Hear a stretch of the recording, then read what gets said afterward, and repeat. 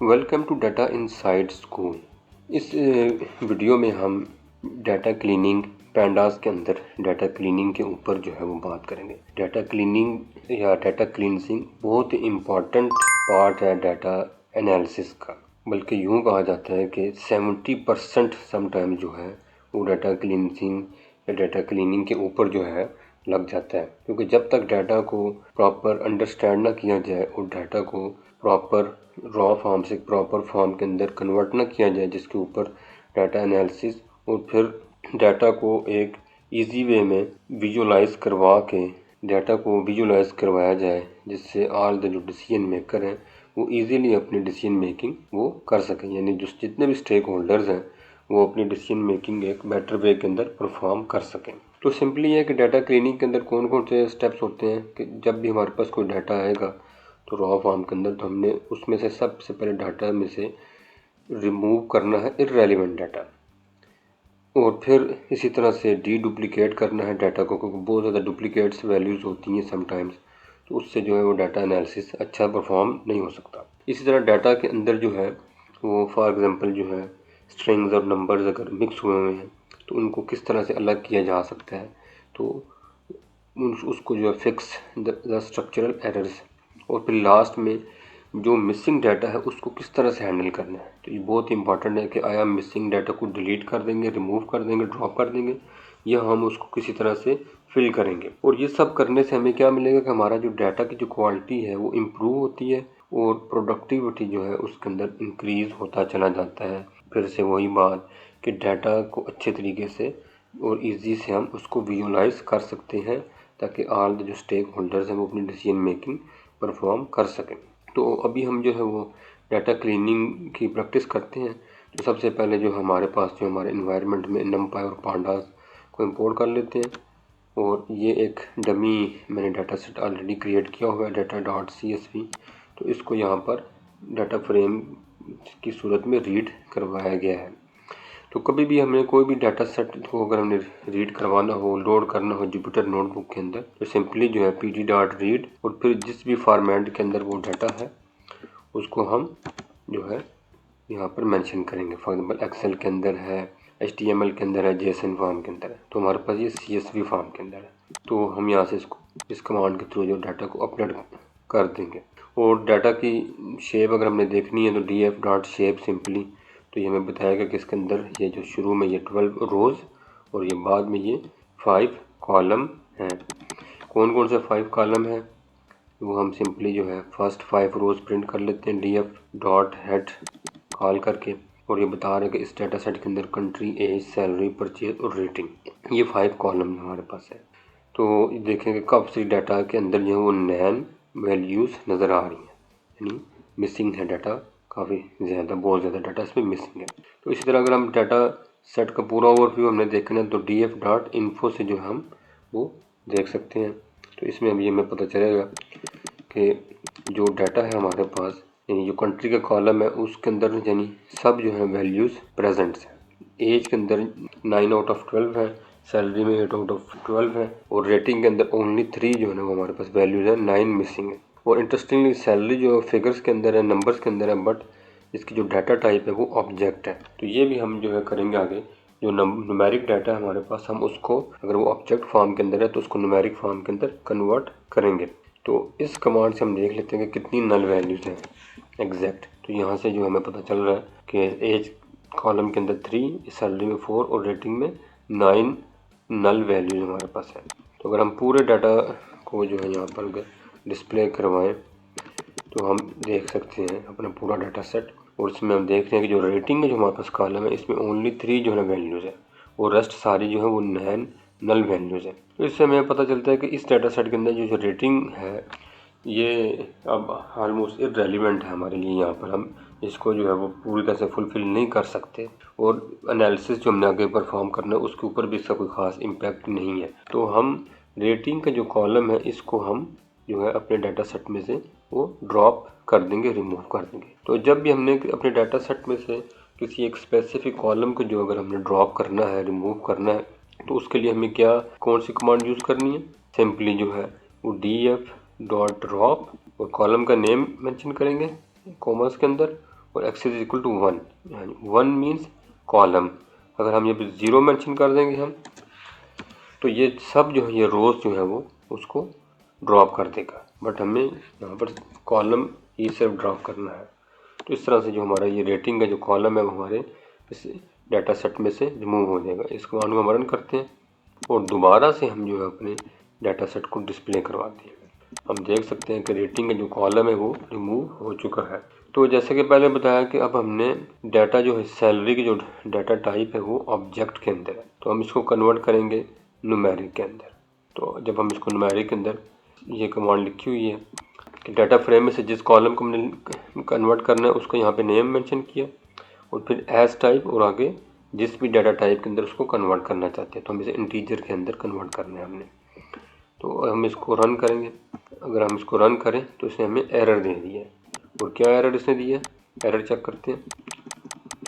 Error ये है कि डाटा सेट के अंदर इस कॉलम के अंदर सैलरी वाले कॉलम के अंदर इस ये इंटीजर हम इसको नहीं ले कर सकते, बिकॉज कि बेस 10 के ऊपर जो फिगर है, जो एलिमेंट है 79,000, उसके अंदर ए है साथ में, यानी ऑब्जेक्ट जो है एक स्ट्रिंग भी उसके वो एक स्ट्रिंग की सूरत में है। तो अब हमें क्या करना है कि अब ये एक एरर आ गया, स्ट्रक्चर एरर आ गया, तो हमें ये जो ए है पहले हमने इसको रिमूव करना है। तो इसको रिमूव करने के जो है वो काफ़ी सारे वेज हो सकते हैं। अच्छा, हम ये देखें कि किस जगह पे है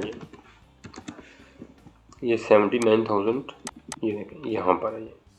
तो इसी वजह से जो है अभी उसने जो है इस ऑब्जेक्ट फॉर्म को जो है न्यूमेरिक फॉर्म के अंदर कन्वर्ट नहीं किया। तो हमें ए को जो है सबसे पहले यहाँ से रिमूव कराना है, और ए को रिमूव करने के लिए काफ़ी सारे वेज हो सकते हैं। फॉर एग्जांपल हम रिजेक्ट्स यूज़ कर सकते हैं, बट मैंने यहाँ पर स्ट्रिप का मेथड यूज़ किया। Strip salary, again data frame के अंदर सैलरी कॉलम को लिया और फिर स्ट्रिप, और स्ट्रिप क्या किया हमने, ओनली ए।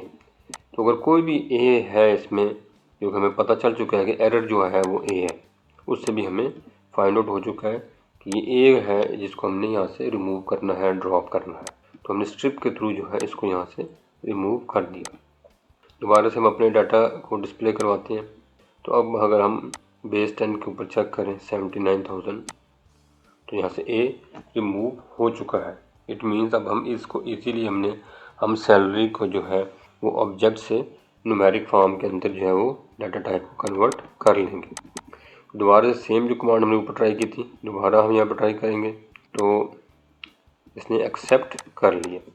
और अगर हम दोबारा जो है वो अगर हम अपने डाटा सेट का इसका ओवरव्यू लें, तो इससे हमें जो है फाइंड आउट हो जाएगा कि जो सैलरी है पहले ऑब्जेक्ट में थी और अब इंटीजर में आ चुकी है।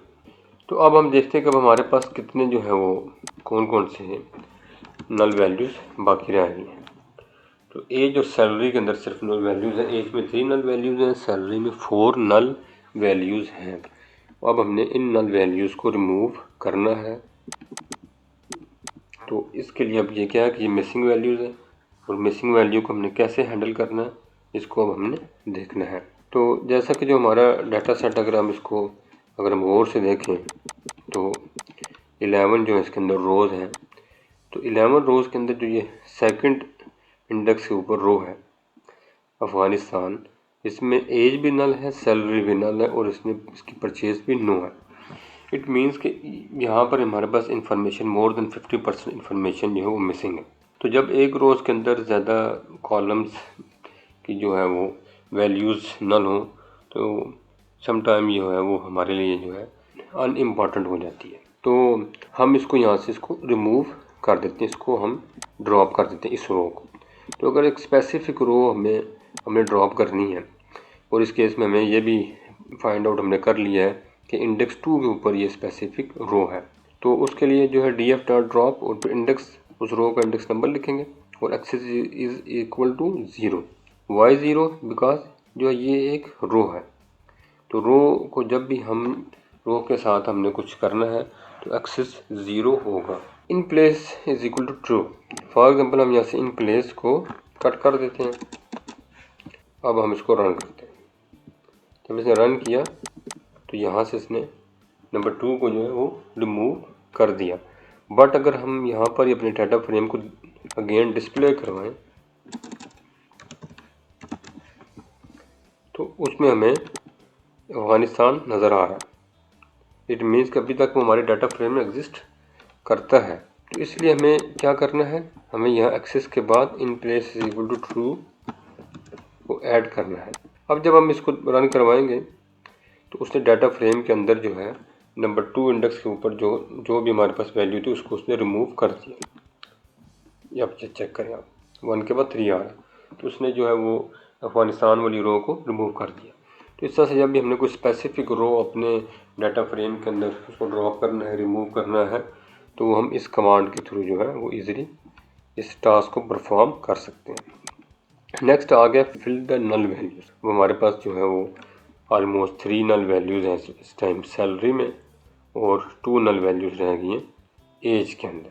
तो हम इसको किस तरीके से फिलअप कर सकते हैं, तो उसके लिए जो पांडास की जो डाटा फ्रेम के लिए कमांड है वो फिल एन ए, कॉलम और कॉलम के अंदर जो है उसको एन ए को हमने जो फिल करना है उसको यहाँ पर हम मेंशन करेंगे। फॉर एग्जांपल ये जस्ट एक एग्जांपल यहाँ पे लिखी गई है कि अगर हम ऐसे भी हम कर सकते हैं कि N A mean not available, salary हम 0 कर दें, तो इस तरह से हम इसको फिलअप कर सकते हैं। It is just example. अभी हम इसको ऐसे कर नहीं रहे, सिर्फ जो है एक एग्जांपल के तौर पे यहाँ पर इसको रखा है कि ये देखिए अभी एन ए हो गया। तो इस तरह से हमने सारी नल वैल्यूज़ को जो है वो रिमूव कर दिया। बट अगेन क्योंकि यहाँ पे in place is equal to true नहीं रखा, तो ये भी डाटा फ्रेम हमारा सेम बिल्कुल वैसे ही है जैसा कि अभी है कि इसमें नल वैल्यूज़ एग्जिस्ट करती हैं। तो नल वैल्यूज़ को रिमूव करने का जो सबसे बेस्ट ऑप्शन है, सबसे बेस्ट वे है, वो क्या है कि सिंपल स्टैट के थ्रू हम उसको नल वैल्यूज़ को फिलअप करें और उसमें सबसे बेस्ट मीन को जो कंसिडर किया जाता है। Mean, what is mean? Mean जो सिंपली जो वो एवरेज को बोलते हैं। तो अब हम ये है सैलरी वाले कॉलम को जो है वो मीन के साथ फिलअप कर लेते हैं।